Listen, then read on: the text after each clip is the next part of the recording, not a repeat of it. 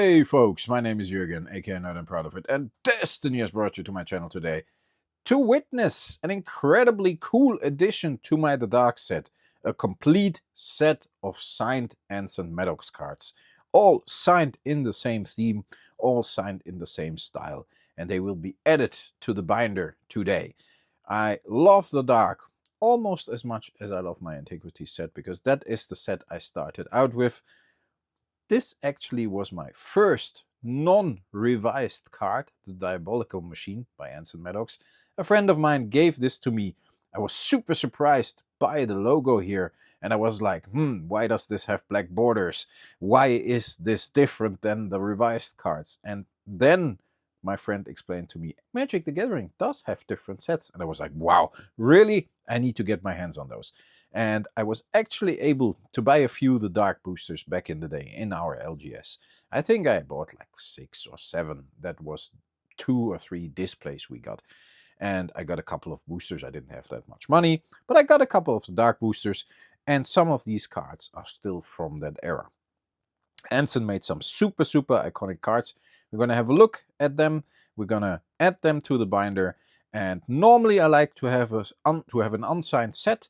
And I did, but I now also have a set that I was able to add a couple of signed cards to. And these cards are actually part of that process as well. I don't plan to get like a complete signed set of The Dark. But in the end, if I meet an artist, and I had the chance to hang out with Anson, as I said before, I try to get a couple of cards signed. And I try to keep those as a memento of that personal meeting. You will see there are some other cards signed in the set as well.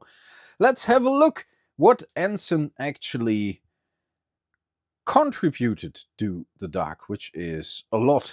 As you can see, 11 cards here. And I hope I didn't miss one, because that would be a shame. Then I would have to send one to Anson to sign. But I think these are all the 11 cards Anson painted for The Dark. The Electric Eel, actually kind of good, to be honest. 1 blue mana for 1/1. And you can pump it up, but it does damage to you as well if you do. But you can add some extra damage to the eel if you have some extra free mana and you don't do anything with it. It's red mana, but still. Very cool card. Very famous card as well, the Frankenstein's Monster. Got kind of expensive in between. Super cool artwork by Anson here. It's not for nothing that he is my favorite Magic the Gathering artist. Please focus. I need this to be focused. Thank you. Thank you, my camera. I really adore art like this. And I think sets like The Dark or Sorcery's Gothic are absolutely perfect for Anson to shine with his style and his kind of art. The Frankenstein's Monster. Oh, I dropped it. Now it's not near mint anymore. It's okay. I have this card for a very long time, and I think I dropped it more than once before. That's fine. As you know, my cards are kind of light played anyways. The Inquisition, pretty cool artwork. He's like in a device that keeps him from moving, I guess, and then they torture him with glowing or heated up spikes. Pretty nasty scene, to be honest, if you look at it objectively. Then there's one card I always forget when I think of Anson's The Dark cards. Not because I don't like the artwork, but somehow it's a card that even back in the day wasn't that popular and wasn't that available. To me, the Worms of Earth always have been rare.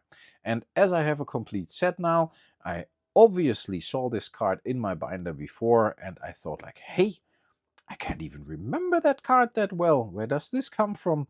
And that is because of the fact that back in the day, this was super rare. Somehow, not a lot of people. What is it with the camera? Is it because it's too dark in here? I put up a lot of light.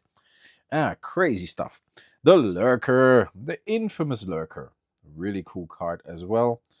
Anson 94, super cool to see. That's a card that's artwork that's 32 years old. You still see the details. I love the Lurker. Really cool card. And then we got how did Rudy call her? The Scarwood Hack, his ex. Then you got my ex here, and yes, she looked better when I met her first. No, making fun of this creepy, super cool artwork of like maybe a witch that is emerging from a swamp and therefore actually scaring the shit out of you. The spitting slug, that was a bit of a meme back in the day. It didn't even have stats that were that bad, because as you can see, it has 2/4 for 3 mana, which is kind of cool. And the spitting slug gains first strike until end of turn.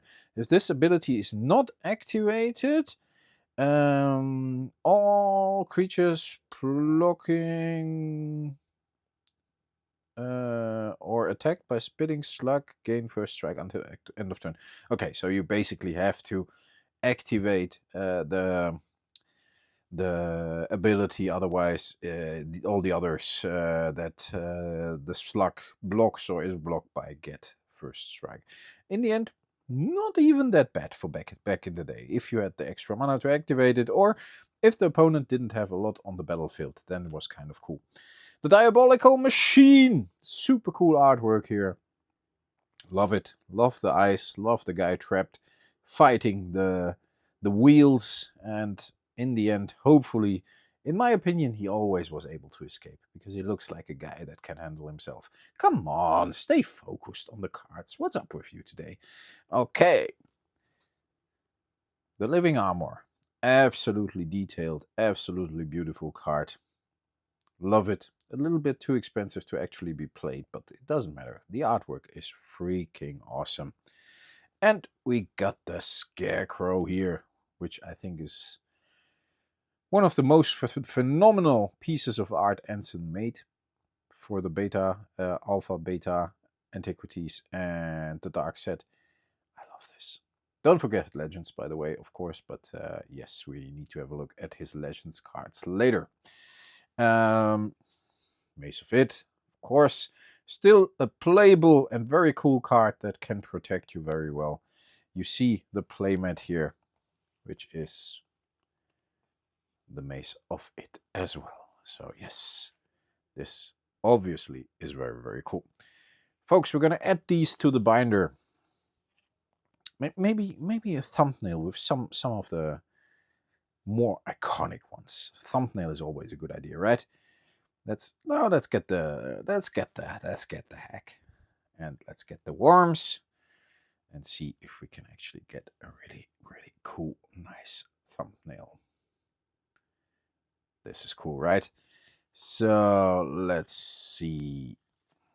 Let's put these in order so I don't mess up, because as you know, as a set collector, messing up, putting cards at the wrong place or in the wrong place in the binder is not something I can justify or be happy with. Let's see. See the ashes, no, the dust to dust here, signed by Drew Tucker as well, because I met Drew last year, I believe. Now we're adding the signed electric eel here. We're adding the signed Frankenstein's monster. Very, very cool. Ashes to Ashes, signed by Drew Tucker as well.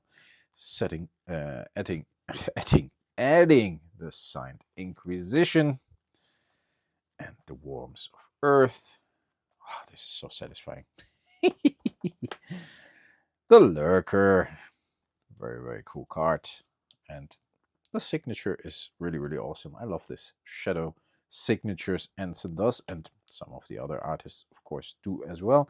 Somehow adds a little depth, you know what I mean, to the art itself. And I love to have a set of all of Anson's cards of the Dark signed in that style, which is super, super cool. Alrighty. And then there are two more, and there are actually a couple of variants here. But yes, and there I have some duplicates of the Dark and some more signed cards by Drew Tucker. That's all for today. I love it.